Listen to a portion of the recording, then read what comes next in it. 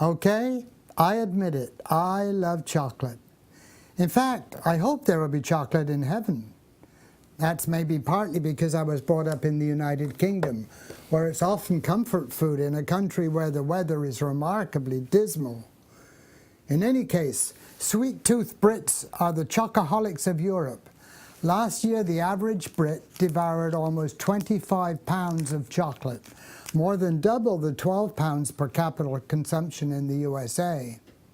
I like chocolate too because when I was 18, needing to save money to buy my one-way ticket on the Queen Mary to study the Bible in Chicago, I was delighted to secure a job at a chocolate factory in Bristol.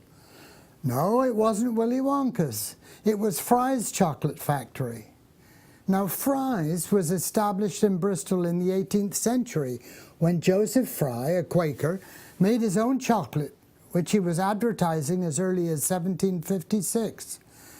But it was his grandsons who set up J.S. Fry and Sons. Some 70 years ago, Fry's consolidated several of their factories to a huge purpose-built establishment just outside Bristol at Somerdale near Keynsham.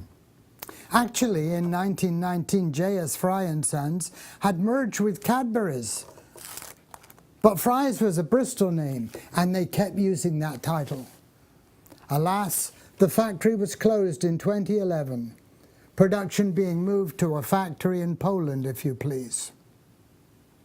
It was at this Bristol factory that I worked the graveyard shift for a few months, cleaning machines and swabbing down the floor at night. The money was good for a young man, and besides, there were perks.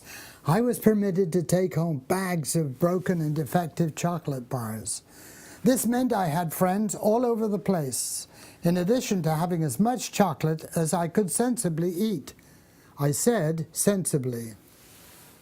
In 1902, Fry's introduced its iconic Five Boys solid milk chocolate bar that became the most recognized chocolate bar in the world. It was still being sold until its withdrawal in 1976. The wrapper depicted not 5 boys, but the face of one boy in a sailor suit, with 5 different expressions representing his anticipation and experience of eating the chocolate bar. Each bar was marked off into 5 segments, each with one of the faces stamped into the chocolate. The boy who gave his image to Five Boys chocolate was Lindsay Poulton, aged 5. His father and grandfather took the photos in 1886 and sold them to Fry's for their exclusive use. Lindsay Poulton was still around in the 1960s, now living in Rhode Island. On the chocolate wrappers and in Fry's extensive advertising of Five Boys chocolate is a word explaining the emotion depicted under each of the 5 images of little Lindsay. Desperation, no chocolate. Pacification, the promise of chocolate. Expectation, the prospect of chocolate. Acclamation, happiness at receiving chocolate. And realization, eating the chocolate and discovering that it's a Fry's milk chocolate bar. Now, stay with me, please. But I see here progression that some people experience as they move from a secular mindset to Christian commitment. It's a picture of the life-changing power of the gospel. So let's think about that. Desperation.